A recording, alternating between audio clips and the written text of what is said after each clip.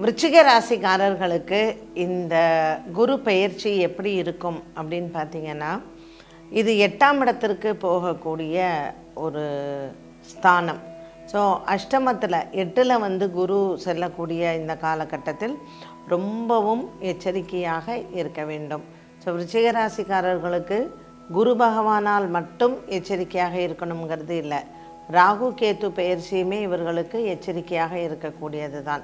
அப்போ இந்த 8ஆம் இடத்தில் இருக்கக்கூடிய குரு என்ன மாதிரியான பிரச்சனைகளை கொடுப்பார் அப்படின்னு பார்த்திங்கன்னா, தேவையில்லாத வழக்குகள், நமக்கும் அதுக்கும் சம்மந்தமே இருக்காது, அதனால் அதில் போய் நம்ம மாட்டிக்கிறது, தேவையில்லாமல் நண்பர்களுக்கு போய் ஜாமீன் கையெழுத்து போடுறது, இல்லை நம்ம கடனை கொடுத்துட்டு அவங்க திருப்பி தராமல் இருக்கிறது, இப்படி பலவிதமான ஒரு மன கஷ்டங்களையும் மன சிக்கல்களையும் வந்து கொடுத்து விடுவார். ரெண்டாவது ஆரோக்கியம். இது 2 விஷயத்துலையுமே ரொம்ப கவனமாக இருக்கணும். சரி, இது யாருக்கெல்லாம் ரொம்ப அதிகமான பாதிப்பை கொடுக்கும்னு பார்த்திங்கன்னா, பள்ளி பருவத்தில் இருக்கக்கூடிய மாணவ மாணவிகள், உங்களுடைய படிப்பில் ரொம்ப கவனமாக இருங்க. 10ஆம் வகுப்பு 12ஆம் வகுப்பு படிக்கக்கூடிய மாணவ மாணவிகளுக்கு படிப்பில் தடை ஏற்படுவதற்கும் உடல் ஆரோக்கிய பாதிப்புகள் வருவதற்கும் வாய்ப்புகள் அதிகம் உண்டு. 8ஆம் இடத்தில் இருக்கக்கூடிய இந்த குரு பகவான் வயிறு சம்பந்தப்பட்ட பிரச்சனைகளை கொடுக்கலாம். ஒரு சிலருக்கு அறுவை சிகிச்சைகள் வருவதற்கும் வாய்ப்புகள் உண்டு. ஆகவே இந்த விருச்சிக ராசி அன்பர்கள் புதிதாக நட்புகள், இந்த இன்ஸ்டாகிராம் ஃப்ரெண்டு, ஃபேஸ்புக் ஃப்ரெண்டு, இதெல்லாம் ரொம்ப ரொம்ப கவனமாக இருக்கணும். எந்த ஒரு விஷயத்தையும் பெற்றோர்களிடத்தில் பகிர்வது அப்படிங்கிறது நீங்கள் வழக்கமாக வைத்து கொள்ள வேண்டும். அது மட்டுமல்ல, இந்த விருச்சிக ராசியில் புதிதாக திருமணமான தம்பதியினருக்கு சில மன கஷ்டங்களோ அல்லது ஒரு சின்ன ஒரு பிரிவினையோ வருவதற்கும் வாய்ப்புகள் உண்டு. குழந்தை பாக்கியம், இப்போ நீங்கள் மருத்துவ ரீதியாக ஒரு குழந்தை பாக்கியம் பார்க்குறீங்க அப்படின்னா, அதுவும் உங்களுக்கு சற்று எதிர்பாராத விதமாக அது நடக்காமல் கூட வந்து போகலாம். ஆகையினால் இந்த விருச்சிக ராசி அன்பர்கள் எந்த ஒரு விஷயம் செய்தாலும் அவர்கள் வந்து ரொம்ப உன்னிப்பாக கவனித்து உங்களுடைய தனிப்பட்ட ஜாதகத்தையும் பார்த்து செய்வது நல்லது. வியாபாரிகள் மற்றும் தொழில் செய்பவர்களுக்கு புதிதாக கடன் பெறுவது, அதுவும் நண்பர்களிடத்தில் கடன் பெறுவது, உறவினர்களிடத்தில் கடன் பெறுவது என்பதை தவிர்க்கவும். இல்லைன்னா இது வந்து உங்களுக்கு ஒரு லீகல் ப்ராப்ளம், இல்லைன்னா போலீஸ் ஸ்டேஷன், கோர்ட்டு, வழக்கு, இந்த மாதிரி நீங்கள் போய் மாட்டிக்கக்கூடிய சூழ்நிலைகள் உருவாகலாம். பள்ளி பருவத்தில் இருக்கக்கூடிய மாணவ மாணவிகளுக்கும் நல்ல நட்புகள் கிடைப்பது என்பது சற்று கடினமாகவே இருக்கும். ஆகையினால் விருச்சிக ராசியில் எந்த வயதினராக இருந்தாலும் சரி, எந்த வேலை செய்பவர்களாக இருந்தாலும் சரி, அவர்கள் கவனம் என்பது மிக மிக முக்கியமான ஒன்று. அரசு பதவியில் இருப்பவர்கள் மிகவும் எச்சரிக்கையாக இருக்க வேண்டும். உங்களுடைய சக தொழிலாளர்கள் மூலமாக உங்களுக்கு சில பிரச்சனைகள் வரவும் வாய்ப்புகள் உண்டு.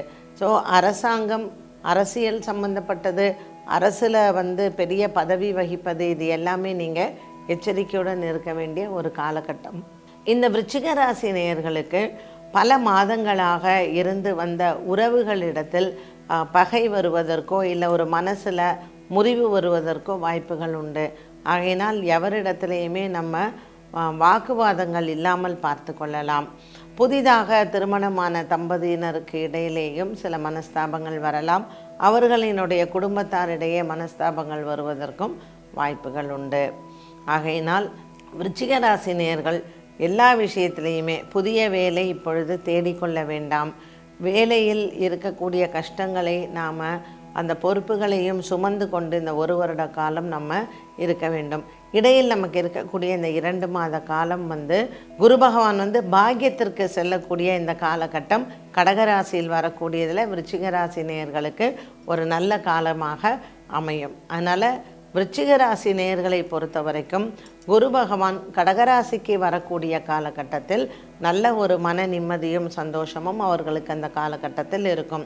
இது அக்டோபர் மாதம் 18ஆம் தேதியிலிருந்து டிசம்பர் மாதம் 5ஆம் தேதி வரைக்கும் இது ஒரு நல்ல காலமாக இருக்கும். அதனால் அப்போது உங்களுக்கு சின்ன சின்ன மாற்றங்கள் இல்லை உங்களுடைய முயற்சிகளுக்கு ஒரு வெற்றியை அந்த சமயத்தில் நீங்கள் பார்க்கலாம். விருச்சிக ராசி அன்பர்கள் இந்த வருடத்தில் திருமணத்தை ஒத்தி வைப்பது நல்லது. அடுத்த 6 மாத காலத்திற்கு திருமணம் நிச்சயித்தாலும் இவர்கள் திருமணம் செய்ய வேண்டிய ஒரு காலகட்டத்தை 2026ஆம் ஆண்டு பிப்ரவரி மாதத்திற்கு மேல் அதை தீர்மானம் செய்யலாம். விருச்சிக ராசி அன்பர்கள், விசாக நட்சத்திரக்காரர்கள் சுவாமிமலை சென்று வியாழக்கிழமையன்று அங்கே முருகப்பெருமானை தரிசனம் செய்வது நல்லது. அதே போல விசாக நட்சத்திரக்காரர்கள் ஒவ்வொரு வியாழக்கிழமையும் உங்களினுடைய இல்லத்தில் முருகனை வழிபாடு செய்து தீபம் ஏற்றவும்.